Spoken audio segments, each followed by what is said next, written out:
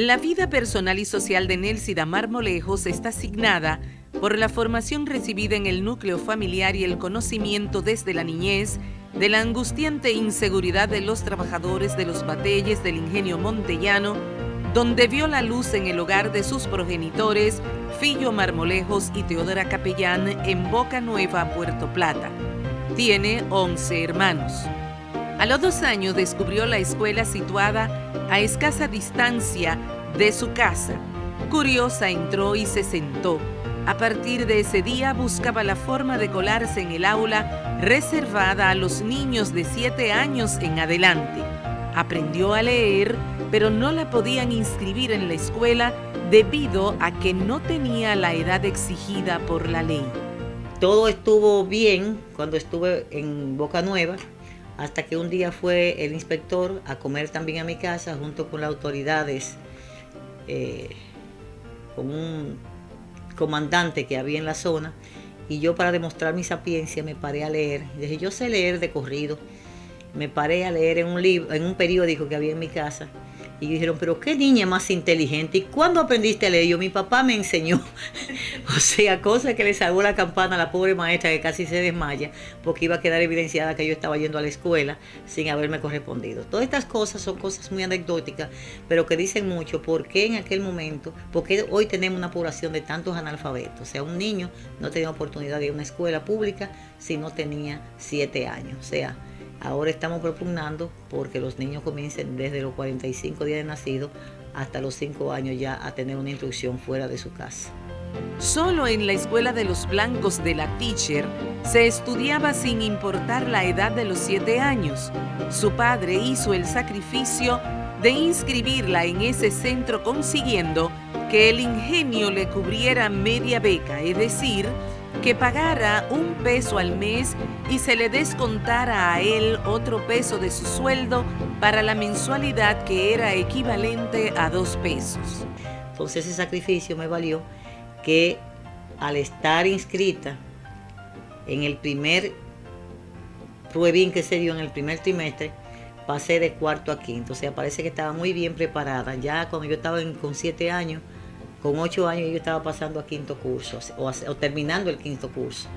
En los años en que iba para la escuela con los trabajadores del ingenio en La Cigüeña, la locomotora de cargar caña o el Buda, desde Boca Nueva a Montellano, y en la guagua de los empleados del ingenio cuando estudiaba en Puerto Plata, se arraigó en ella una conciencia social y solidaria que la ha llevado a orientar su quehacer en la defensa de los intereses de los sectores más desprotegidos. En ese ir y venir a la escuela, conoció los sufrimientos causados por el pago incompleto de un salario, el no pago de unas horas extras, la negación de unas vacaciones, el despido injustificado, la negativa a una bonificación, la espera de una regalía pascual que no llegaba, en fin, penas y lamentos obreros que, al ser ella una persona que ya leía y escribía, pese a su corta edad, los trabajadores le hacían preguntas y pedían orientaciones.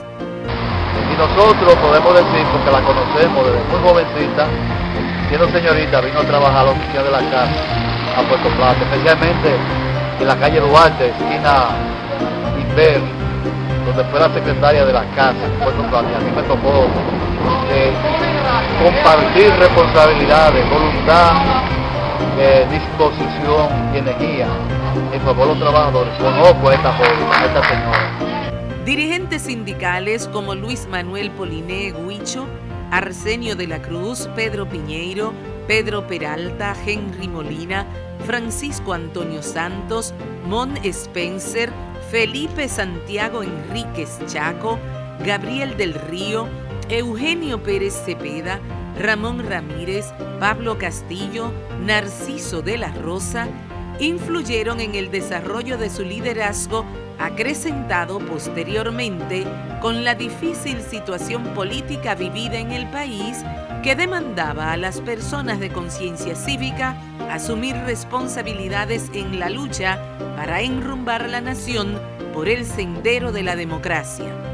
A finales de los años 60, en los 70, 80 y 90, el liderazgo de Nélcida se había dimensionado en el país y en el plano internacional, ocupando funciones, primero como secretaria de Finanzas de la Federación de Sindicatos Cristianos de Puerto Plata, FERSICRIPS, luego como miembro del Movimiento Renovador de la CAS en el año 1972, que dio origen al nacimiento de la Central General de Trabajadores CGT, de la que fue secretaria de Relaciones Internacionales durante 7 años. Posteriormente, ocupó cargos como secretaria de Finanzas de cooperativas, entre otros.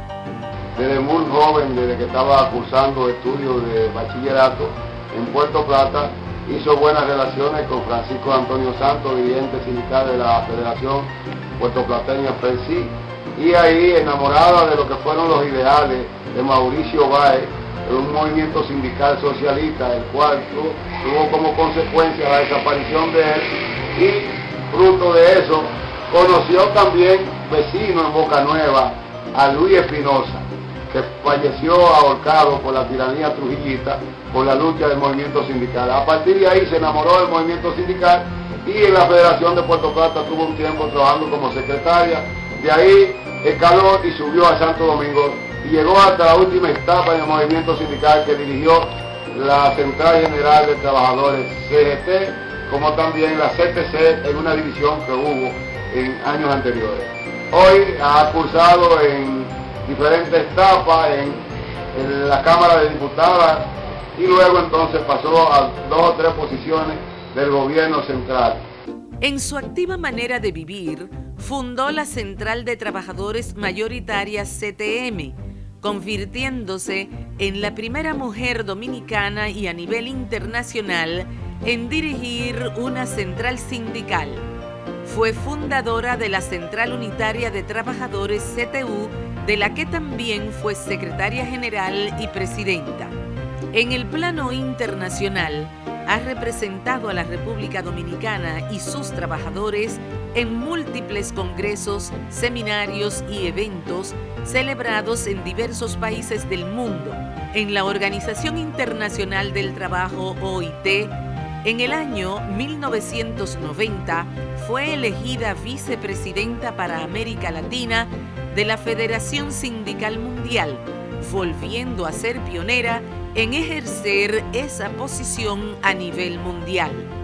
En su recorrido por diferentes latitudes, ha compartido escenario con grandes personalidades del mundo social y político, destacándose sobre todo líderes como el profesor Juan Bosch, de quien se considera eterna discípula, Ignacio Lula da Silva, expresidente del Brasil, Fidel Castro, Daniel Ortega y decenas de presidentes y líderes de países con quienes ha tenido la oportunidad de aprender. En esos años participó de manera destacada en los eventos organizados en el país y a nivel mundial, haciendo notables aportes en su calidad de dirigente sindical. La atención en salud de la familia de los trabajadores a través de los pactos colectivos firmados con los sindicatos y las empresas. Propició la modificación del Código de Trabajo, la Ley de Servicio Civil y Carrera Administrativa, entre otras iniciativas necesarias para dotar al país de institucionalidad y democracia. Haberse convertido en una figura de trascendencia social y política no la desligó de sus orígenes. Se mantuvo vinculada al devenir de los montellaneros, interesándose en su bienestar, incidiendo en la solución de los problemas de los trabajadores y de la población.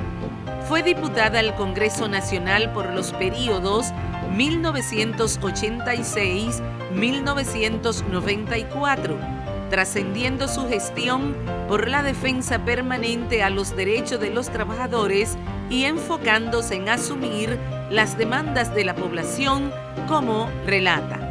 Haber llegado al Congreso Nacional fue para mí también una oportunidad de servir a mi comunidad.